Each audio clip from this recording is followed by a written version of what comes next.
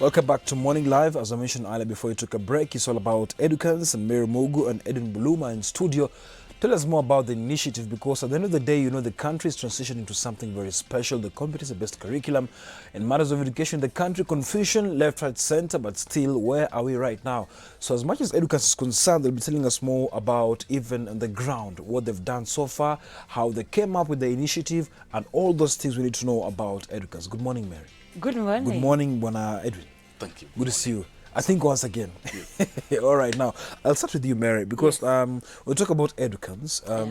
Not so many people are familiar with Edukans. Sure. Yeah, so maybe you can tell us just briefly what is Edukans actually. Thank you very much. Edukans is an international organization that is founded from Netherlands, but it has African countries, offices in Africa, and Kenya being one of them. Then we have Ghana, Malawi, Ethiopia, South Sudan, and all of that. And Edukans is basically an organization that spearheads quality education, quality basic education, and skills development for the youth. Yeah, and in Kenya office right now, we were established about 2002. That's when work started. It's been ongoing, but with partners. And then from 2017, we registered as an independent office of Edukans. So what we are doing right now is ensuring that we complement what the government is doing in education, and then again we work towards improving skills development for the youth or other employability programs. That's basically a summary of what Edukans does and how it started. Yeah. Now, Bwana Edwin, complementing what the government is doing is basically trying to catapult government's ideas in the education sector. Now, as an organization, you know very well sometimes you face difficulties in terms of executing all these ideas the government is trying to propose. Now, for example, the new situation, the CBC is being fought by NAT, and maybe as Edukans, what are you doing about it? Because at the end of the day, it's real war where the CS and the NAT representatives are kind of on a tight corner right now. Yeah, we know, of course, it's been a very interesting debate about implementing CBC, and we have these two. One, the government really going for CBC and saying, it has to go on, it has to work.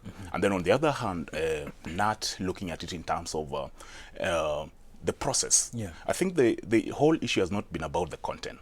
Especially for NAT, it's been about the process, the legal process. Has the parliament really gone into and through the sessional paper, the necessary legal frameworks? That has been the question. But so far, I think it's very good that the two parties are now beginning to talk, and they're talking of let's come together and address the issues that could be there. But then for us as Edukans, I think on the issues of CBC, we have already been doing this, I think, for the last 4 years. In terms of, we have been having a program called active teaching and learning, and the principles of active teaching and learning are the same that what we're seeing in CBC. This is where the child is the center of learning. The child really is has taken over the learning, and the teacher's role is just to facilitate the process. And already, this in our essence, if you look at what is in CBC, and if you look at what we're doing in ATL, for example, it is quite similar. So there could be this kind of panic, maybe because of change, but in true sense, they just need, teachers just need a shift in a bit of thinking, because they already have the training. So it's just a question of shifting in thinking, and then understanding that this is what they have been doing, but maybe it's just at another level. But in terms of the NAT and maybe the Ministry of Education, I think where we are right now, it is at a very good position for us to move the next level. Now, the worries by teachers in this country was they spent so many years being trained with the other curriculum, and KICD came with a curriculum in the TTCs. Now, looking at also KICD in this situation whereby CBC is being introduced to some schools right in the country, and some schools are still doing the 844 system. Kind of so confusing. Do you think it is high time, maybe from your opinion? I understand you're complimenting the government, but from your opinion, this should start in unison to avoid confusion, because at the end of the day, every student will be examined on the same day. What do you think about that? Well, I like the way you said it's my opinion, because I wouldn't represent Absolutely. KICD. I was very careful. Definitely, I was like very your, careful, yeah. your selection of words. Honestly, I would say that the introduction of CBC is national. Yeah. It is national, only that some grants have already started it, and I think that approach is indeed very good. In my view, in my opinion, it's just the fact that CBC is not ideally overriding over the entire content of what has been taught. It's basically asking, what competence will the learner get at the end of it all? So I hear what you're saying, that should it have waited until all the grades start off together, or should we go step by step? I think the approach that they are taking is still okay, because you see, if you want to finish an elephant, take bit by bit. So the way they have started grade 1, 2, and 3, for me, it is an okay approach.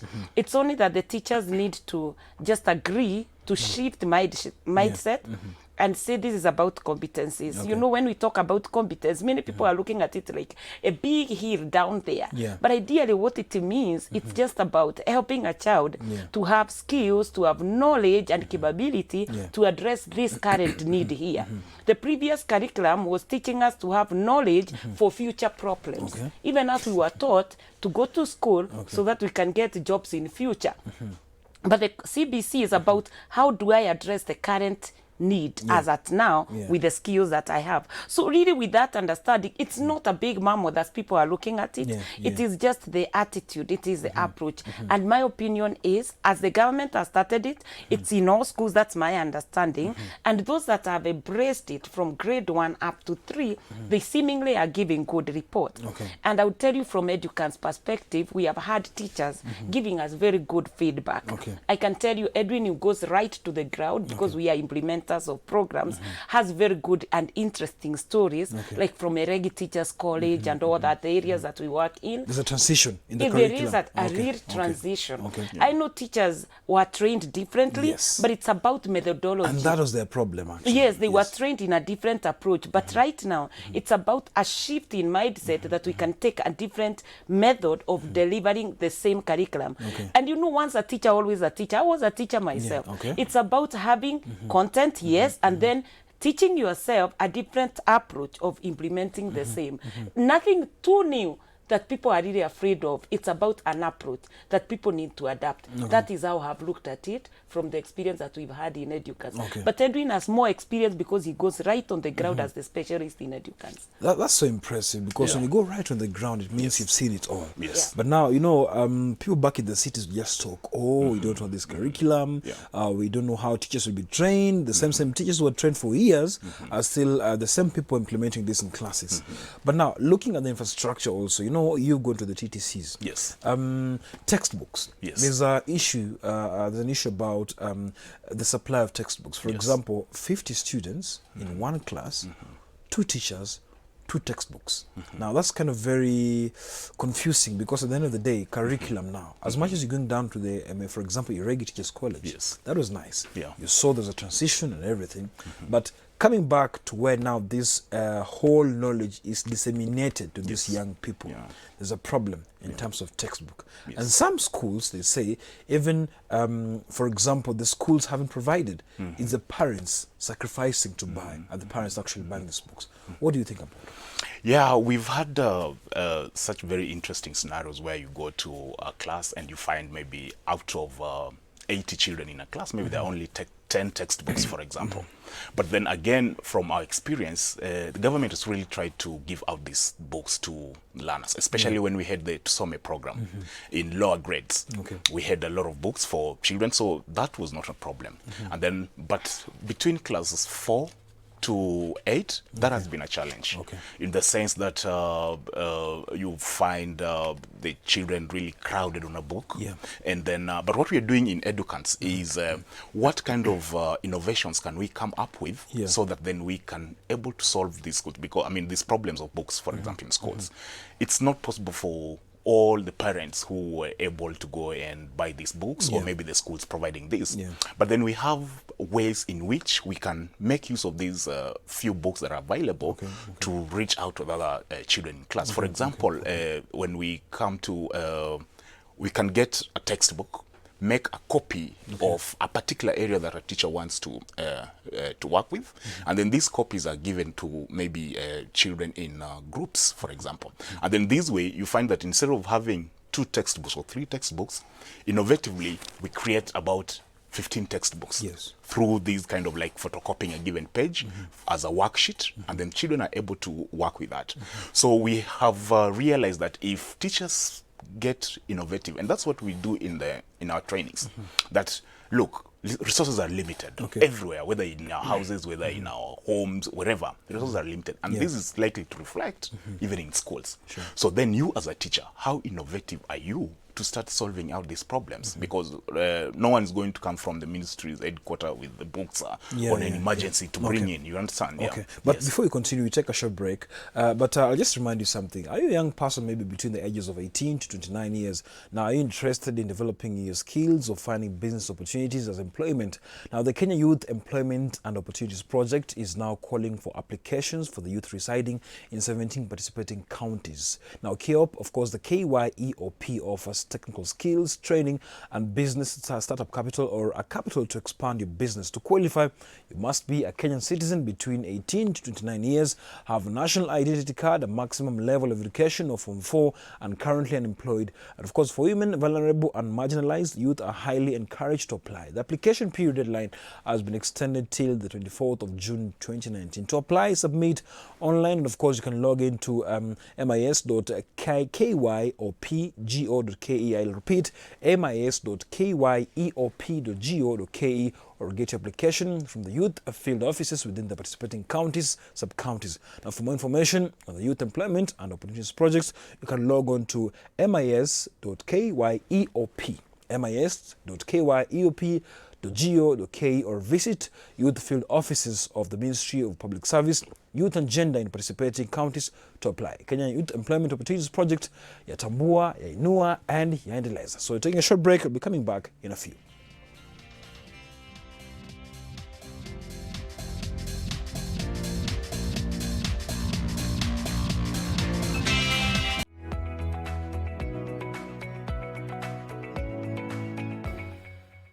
Welcome back to Morning Live. We're discussing about us Edukans, and Mary Mugu and Edwin BULUMA are in studio. And right now we've touched on the issue of the CBC, the challenges, because at the end of the day, they have to be part of the solution. They complement the government, and that means they have to be part of the CBC execution and making sure it's successful. But now let's talk about the key, let me say your forte or your core business in as far as now Edukans is concerned, because we might be talking about CBC, but you have so many things going on in the background. Sure. Maybe 1, 2 of them. You're right, and thank you. That's a good question. Indeed, Edukans has been focusing on holistic education, not just helping the learners to achieve quality education. We focus on helping even learners to gain interactive skills, or rather skills for living with one another. You are aware of what is happening also in the country today, where people are losing the joy to protect the sanctity of human life. So the question is, where did we lose it? So that's where we really are keen on. So other than helping the learners to gain quality learning outcomes after their training, we are keen to say, let's help these learners at early stage to be able to interact well with one another, irrespective of where one comes from. So we've got a model we call socio-emotional learning. Edwin will talk much more about it. So besides what he said about active teaching and learning, which is very close to what the government is doing in competence curriculum, competence-based curriculum, indeed, social-emotional learning is a very key model. Other than that, we also are cognizant that schools have been very weak to a large extent in management and governance. And this, what I mean is, at times when you are, the quality assurance and standard officers from the government go to assess schools, they do a good job. However, they use manual approaches. So we have also come up with another approach, which is using an online app to help schools be able to assess their schools in less than 2 hours. And then they are able to say, this is the result of the status quo of our schools, but in 3 years, where do we want to go? So, and a very participatory approach. So we have those two approaches, which are in addition to active teaching and learning. In summary, I'm saying we have active teaching and learning to help the learners gain very good quality education. Two, we have social-emotional learning, helping learners to be able to gain skills which can help them fit in the society, not now, but also in future. And we have also a model that helps the managers of the schools to be able to govern their institution in a very accountable manner. Those are the key highlights, or rather what we call the wow for Edukans. That which has been proven even internationally. Now, Edwin, it's clear, she mentioned you have a problem. We have a really big problem in this country. The sanctity of human life. You see young people actually taking each other's lives. It's very just mind-boggling knowing that a young person, you know, even maybe I can say during your days when you're growing up, it might have been maybe a different curriculum, something very different, but there's some respect to life. You're right. There's some sanctity, just valuing life. But looking at also the current situation in this country, and even some sectors, some sections, some countries, we're finding that killing another person is very easy. It's very easy. And where do you think, as much as she's mentioned the social welfare, because now that's a very important part, but this aspect of even depression, aspect of even giving up, there's so many things that are affecting the young people, and also understanding how to lose. You know, there's losing also. You win some, you lose some. So what do you think about this? Yeah, exactly. It has really been a challenge to our children. We find that we are having even very sad cases where even children in very lower grades, you know, committing suicide. You wake up in the morning and then you find your child has committed suicide in a toilet, or maybe a child is stabbed a fellow child, and all that. So we're having these kind of problems. And I can tell you, when you interact even with this school, because we basically work in primary schools, but then when you go and find that even in primary schools you find children who are in drugs, for example. So that has become a big challenge. But then the issue is, as a society, what values are we also passing over to our children? For example, you as a parent, you coming home, maybe you're very drunk, it's always fighting and all that in a family. What kind of values then are you transferring to your child? What are the children watching on TV, for example? And we know that there is a social media that is a very powerful tool now in our children's life. Then the question is, what are they being exposed to? So when you look at all this, the kind of environment our children are coming up with needs a very systematic way of supporting them to navigate through the kind of life they're having. And that's why when we look at social emotional learning, for example, one of the key aspects that we look at is, how can a child understand himself or herself? How can a child be able to, first of all, try and resolve the conflict within himself or herself, even before he starts seeking for help from outside? So we take these children through very interesting lessons, and they are able to like observe animations, and then from these animations they can come up with role plays. And interestingly, you find that because of the way the approach and the way it identifies with the children, they're beginning to solve their own problems. They're beginning to critically think about, okay, is it really very good for us to fight over the bread, or we can talk about let's share, because at the end of it all, tomorrow I'll also come with groundnuts, and then you're going to share the same. So then with this way, it becomes, now they start internalizing at a very early age, and understanding that at some moment you have to give, and at some moment you also have to receive. So but then we have to start somewhere. Because at the end of it all, talking about the challenges we are faced with, talking about what our children are going through, it's important to know, but then we start to address this. And if we are not very careful, if you start not addressing these issues as early as this, then chances are when these children grow up, they grow up with everything in their heart, with all these problems, and then eventually, when they get to high school, you will hear schools are burning. It's true. Because they don't know what it means to give and take in their lives. Now, does this mean there's a gap in parenting? Because at the end of the day, you know, when you hear or you see schools trying to do this, that there's giving and taking, these are the basics people are taught while growing up. Is there a gap? Precisely, yes. I would say yes. And you are aware of our society where everyone really is up and about to make it in life, and they leave at home very early, come home, verily. Yeah. You not tell them not to do it because we are also looking for bread, daily bread. Yeah, sure. There are challenges in life that are making us move to such kind of lifestyle. But the bigger question is, the moment that parents have with their children, do they spend quality time? I may have 20 minutes with you, which is quality. I may have 1 hour, which is wasted. Useless, actually. So the thing is, the parents also needs to get skills of maybe looking after their children, preparing them to fit in the society and to live with one another. Number two, again, the social structures that supported us, like our time, when we had our aunts, grandparents, and all that. The teachers then would sit with us, mentors were always there. Seems like everyone is in a hurry now, and those social structures seems not to be functioning. That's why we've got to utilize the school setup, you know, to be an intervention measure. And I would say teachers also are overstretched, but I know of a number of teachers who have really gone out of their way to spend their break time after school hours, just to make sure that the children are able to acquire skills that make them learn to live with one another. All right, okay. Maybe just before you conclude, another program Edukans do. Yeah, we are really doing a lot with our youth in terms of employability. You realize that most of the time our students are dropping out of school for various reasons.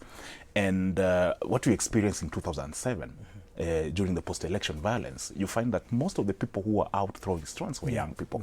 And that really has set a very strong debate in terms of what's it that we can do about youth and employability. And as Edukans, we have developed programs that we are working with the youth in terms of, one, not just learning a skill, but also learning quality skill that is going to make you useful people in terms of getting employment, in terms of also really giving high quality products for the market and the people. So that is what we are really focusing on in terms of what is this that youth can be engaged in to at least have a source of income. And that so far is working so well. And we have very innovative models where we don't have to go to a specific institution to train in skills, for example, but attaching people who have already done it, who have already excelled, and then in the process training you in the skill and also just interacting and understanding what your customer needs. So there are various programs that we have on TVET training. Yes. Now, since 2002, we are now in 2019, there must be a desire that Edukans actually want for the young people. What's that desire? The desire is to enhance employability skills. You see, we want every youth that we ever interact with to be able to be self-employed or to fit in the job market appropriately, because we are aware, you are aware that there is a mismatch between what the youths get at the institutional level and what the industries really demand. So our business is actually to bridge that gap, to help these youths, whether from university or from whatever level, even those that are dropping out of primary school and they cannot progress, want to ensure that at least they gain a skill that helps them to fit in the world of work. And this is by teaching them what we are calling soft skills. You know, the skills of communicating, like the way you are seated and talking to me. That's really what we want to see them fitting in the world of work. Number two, again, having a capability to address their needs. Can they be able to get a skill, even if it's plumbing, but then they are able to appreciate who they are. That's what we are working on. With the TVET, we are also working with the industries so that we can match the youths to the workplace. Preparing them for the job market. Exactly. All right. Last sentiments, BULUMA? Yeah, I think for me, one thing I want to say is, as a government, as parents, I think the best investment you can ever do for your child is education. Because most of us, we are where we are, not because of anything else, but because of education. It's a process, actually. Exactly, So for me, I think I'll ask the government, I'll ask the parents, I'll ask the community, I'll ask the organizations, for example, Edukans and all that. Let's give our children quality education. That's the best investment we can have for our children. All right. Yes. So last question for you, Mary. Just a brief answer. Just concerning the CBC cycle. Would you love your son to be an engineer or a musician? Oh, that's a good one. I would love them to be what is in their an engineer heart. or a musician? Just a quick one. Either of the two questions. Oh, by their potential. Thank you so much. None of the two, but what is in them. Thank you so much for coming, Mary and Edwin. Exciting. Really appreciate your sentiments. Thanks so and much. I believe I'll want my son to be an engineer. Okay. Oh, yeah. interesting. Yeah, because Why?